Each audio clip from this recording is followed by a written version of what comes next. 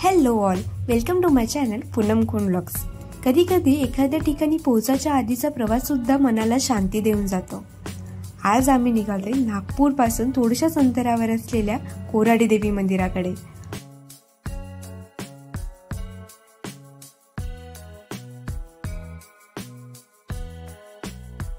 आणि इथे पोहोचल्यावर पहिलं दृश्य दिसलं ते म्हणजे लंब्याच लंब्या दुकानांच्या रांगा।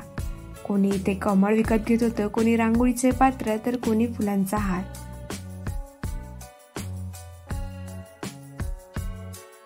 हे मंदिर महालक्ष्मी देवीला समर्पित आहे आणि नागपूरच्या सगळ्यात जवळच्या महत्त्वाच्या देवस्थानापैकी हे एक आहे। लोक सांगतात की इथे देवीचं मूळ स्थान आहे, म्हणजे मूर्ती जिथे आपोआप प्रकट झाली। म्हणूनच इथे लोक हजारो भाविक येतात आणि विशेषतः नवरात्रात तर खूप मोठी यात्रा भरते।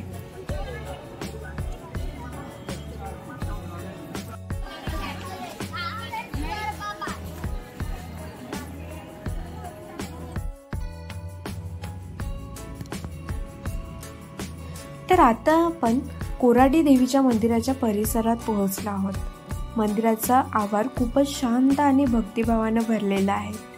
गेटमध्ये शिरताच एक वेगळीच ऊर्जा जाणवते। कोणी आपल्या घरचं नवस फेडायला आलं इथे, तर कोणी फक्त देवीचं दर्शन घ्यायला।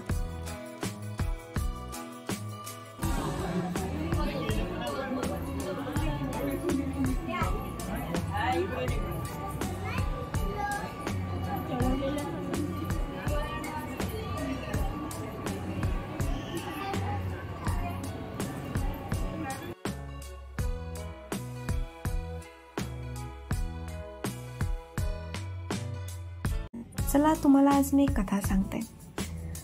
राजा जालन आपल्या कन्येला आदिशक्तीचे रूप मानत असे आणि तिचा प्रभाव इतका घडत होता की ती केवळ वडिलांचा आधार नव्हे तर तिच्या संपूर्ण राज्यासाठी मार्गदर्शनाचं एक ती प्रतीक बनलेली होती। एकदा काय झालं, एकतर राजा युद्धावर गेला आणि तेव्हा ही देवी स्वरूप कन्या त्याच्या सोबत गेली। तिच्या न्यायबुद्धीमुळे आणि दिव्य दृष्टिकोनामुळे युद्धातही धर्माचं पालन झालं। शत्रूंशी सुद्धा प्रामाणिकता ठेवून युद्ध करण्यात तिने राजा जालनला मदत केली। युद्धाचा विजय मिळवल्यावर सूर्य ज्या ठिकाणी मावळला ना, त्या पवित्र जागी तिने थांबायचा निर्णय घेतला।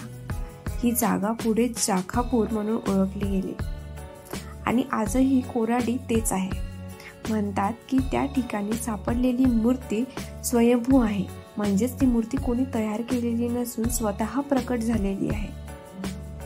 देवीच्या त्या जागेच्या आसपास एक कुंड आहे आणि गौमुख आहे, जिथून आजही थंडगार पाण्याचा नैसर्गिक स्रोत वाहतो आणि त्या भागात अजूनही रांगोळीच्या डिझाईन सारखी खडी दिसते, जी त्या काळच्या आध्यात्मिक उपस्थितीचं प्रतीक मानली जाते।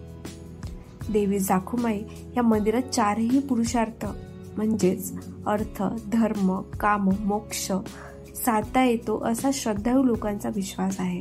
आणि ही देवी केवळ आध्यात्मिक शक्तीच नव्हे तर न्याय, दया आणि सामर्थ्यापुरतं मूर्त म्हणून स्वरूप मानले जाते। कोराडी देवीची ही जी कथा आहे ना, ती आपल्याला श्रद्धा, विश्वास आणि भक्ती याचं खरं स्वरूप दाखवते। बरं, खूप वर्षांपूर्वी एक नामदेव नावाचा शेतकरी होता। तो खूप गरीब होता। त्याची शेती पडकी, घरात अन्न नव्हतं, कर्ज वाढत चाललं होतं। त्याला समजत नव्हतं की आता करावं तरी करावं काय। तेव्हा त्याने एका रात्री मनापासून कोराडी देवीला हाक मारली। तो म्हणाला, आई, आता फक्त तुझ्यावर विश्वास आहे।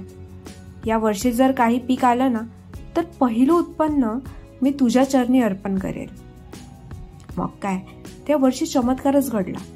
पाऊस वेळेवर पडला, पीक भरभरून आलं आणि शेताचं सोनं उगवलं जसं नाव गावभर गाजलं। तो माणूस खूप भावुक झाला।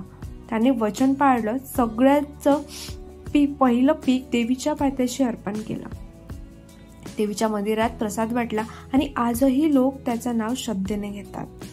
लोक मानतात की जो मनापासून इथे येतो ना, नवस करतो, त्याच्या प्रत्येक इच्छा ही देवी पूर्ण करते। म्हणूनच ही देवी केवळ कोराडीची नाही तर सगळ्या श्रद्धावानांचं रक्षण करणारी जागृत देवता आहे असं म्हणायला हरकत नाही।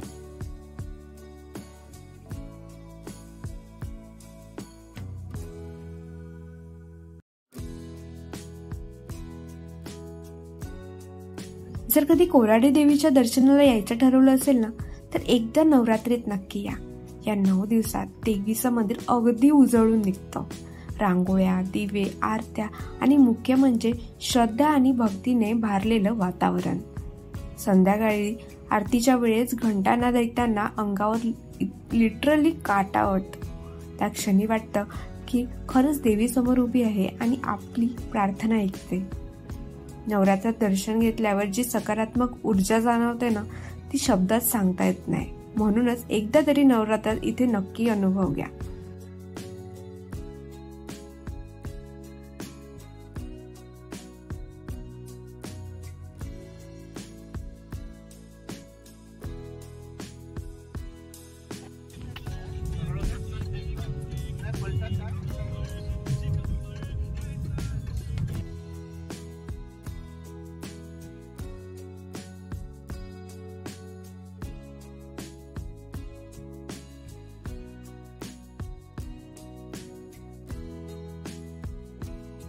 जर तुम्हाला हा अनुभव आवडला असेल तर लाईक नक्की करा, कमेंटमध्ये तुमचा अनुभव शेअर करा आणि अजून असेच व्हिडिओ पाहण्यासाठी चॅनलला नक्की सबस्क्राईब करा. Thanks for watching. बाय.